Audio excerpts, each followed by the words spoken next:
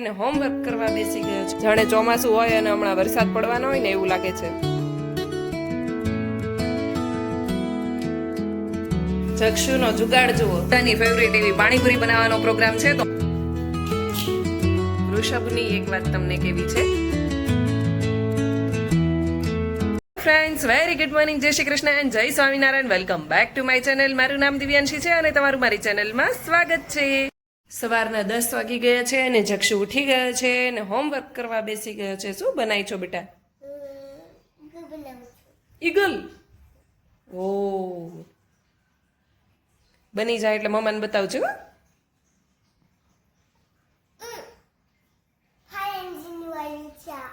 Fire engine વાળું છે.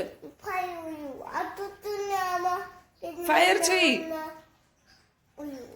આમ જોઈએ ને તો ફાયર છે. સારું, તું બનાવું. 10:15 થઈ ગયા, પરંતુ બહારનું એટમોસ્ફિયર તમને બતાવું. જુઓ, સૂર્યનારાયણ ક્યાંય દર્શન દેવાનું નામ નથી લઈ રહ્યા. વાતાવરણ કેવું છે, એકદમ જાણે ચોમાસું હોય અને હમણાં વરસાદ પડવાનો હોય ને એવું લાગે છે. આજે સવારે થોડા ફ્રી હતા એટલે અમે વિચાર્યું કે થોડું ગ્રોસરી શોપિંગ કરી આવીએ.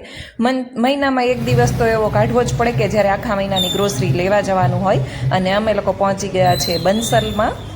જનરલી બધા જ સિટીની અંદર ડીમાર્ટ હોય છે, એવી જ રીતે ડીમાર્ટ જેવો જ એક સ્ટોર અમારે અહીંયા બંસલ છે. એની અંદરથી જ અમે મોસ્ટલી ગ્રોસરીની શોપિંગ કરીએ છીએ. તો અહીંયા જક્ષુને બેસાડી દીધો છે ટ્રોલીમાં અને બીજી ટ્રોલી લઈને હું જઈ રહી છું, જેના અંદર બધી ગ્રોસરી અને જે જરૂરિયાતની વસ્તુ હોય એ ભરી લઈશું. આમ તો હસબન્ડને વીકમાં એક જ રજા આવતી હોય છે, પરંતુ શું તમારા હસબન્ડ પણ જ્યારે રજા હોય ત્યારે તમારી સાથે ગ્રોસરી શોપિંગ કરવા માટે આવે છે? આવતા હોય તો મને કોમેન્ટ કરીને જણાવજો. જક્ષુનો જુગાડ જુઓ. હેન્ડ વોશ કરવાનો કે પહોંચી ન શકાતું હોય તો ખુરશી મૂકીને હેન્ડ વોશ કરી લેવાનું. આવી ગયા છે કિચનમાં, કારણ કે અત્યારે બધાની ફેવરેટ એવી પાણીપુરી બનાવવાનો પ્રોગ્રામ છે. તો હું વિચારી રહી છું કે થોડો રગડા પાણીપુરી બનાવું અને થોડી ચણા અને બટેકાનો જે સ્ટફ કરીને બનાવવાની આવે એ બનાવીએ. તો પાણી તો ગઈકાલે જ બની ગયું છે, કારણ કે આગલા દિવસે બનાવેલા પાણીમાં બહુ જ સારો ટેસ્ટ બેસી જાય છે ફુદીના અને જીરાનો. એટલે હવે અત્યારે તો ખાલી સ્ટફિંગ બનાવવાનું જ બાકી છે, બટેકા, ચણા અને વટાણાનો રગડો. તો ચાલો ફટાફટ બનાવી નાખીએ.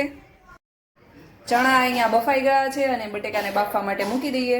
મસાલો મારો બની ગયો છે અને રગડો ઉકાળવા માટે મૂકી દીધો છે. અને પાણીપુરીનું પાણી તો ઓલરેડી બની ગયું હતું, ચટાકેદાર એવું ફુદીનાનું. કોને કોને રગડાવાળી પાણીપુરી ભાવે છે ને કોને મસાલાવાળી ભાવે છે એ મને કોમેન્ટ કરીને કહેજો. પાણીપુરી સ્પેશિયલ ऋषभ का कप. कप तो नहीं बोल सकते, क्या बोलते हैं उसको? जग. पानीपुरी का स्पेशल. શું તમે આ રીતનો જગ ક્યારે યુઝ કર્યો છે કે જોયો છે? જો આ રીતે આના અંદર પાણી ભરવાનું આવે અને અહીંયાથી આમ કરો એટલે અહીંયાથી પાણી બહાર આવે, એટલે પૂરીમાં નાખીને ખાતા બહુ જ ઇઝીલી સારું ફાવે છે. અહીંયા બધી જ વસ્તુ રેડી થઈ ગઈ છે પાણીપુરીની. ગરમા ગરમ રગડો, ક્રંચ માટે કોબી, બટેકાનો મસાલો, પૂરી અને ચટાકેદાર પાણી અને થોડા ચણા. તો ચાલો બધા પાણીપુરી ખાવા માટે. અહીંયા જક્ષુની પ્લેટ રેડી થઈ ગઈ છે અને જક્ષુભાઈ પાણીપુરી બનાવી રહ્યા છે. શું નાખશો અંદર? પાણી, મસાલો ને પૂરી ને કેબેજ.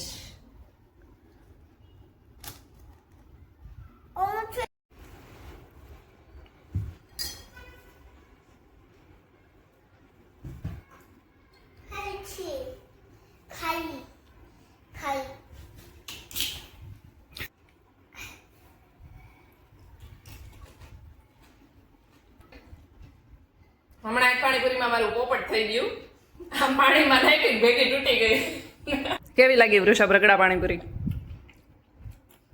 આપણે ઘણા ટાઈમ હું કેટલા ટાઈમથી કરી જ નથી, હે ને? સાબિત કરીએ ને આપણે. અમે જનરલી બટેકા મસાલા વાળી કરીએ, આ વખતે રગડા વાળી કરી છે, પણ મજા આવે છે ને. રગડા પાણીપુરી પછી મસાલા પાણીપુરીની ડીશ ભરાઈ ગઈ છે.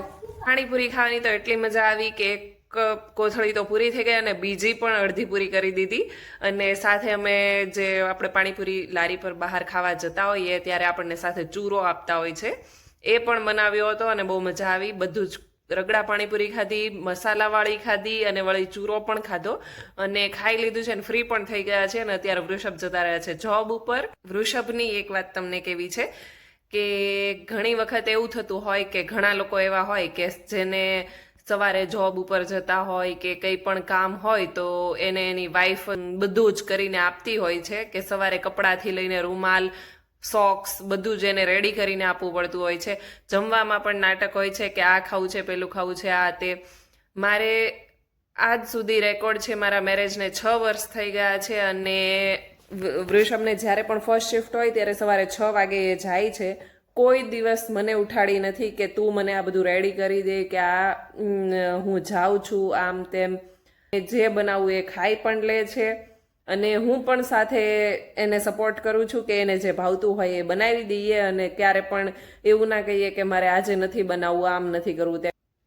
આજે એક વસ્તુ જોઈને મને એવું થયું કે હું આ વાત તમને શેર કરું કે આજે વૃષભ જોબ પર જતા જતા પણ જક્ષુને દવા પીવડાવીને પછી ગયા. બાકી હું ઘરે જ હતી તો હું પણ પીવડાવી શકત, પરંતુ એને ખબર હતી કે આજે આ બધું કામ કરતી હતી તો હવે એ ભલે બેઠી અને હું દવા પીવડાવી દઉં જક્ષુને.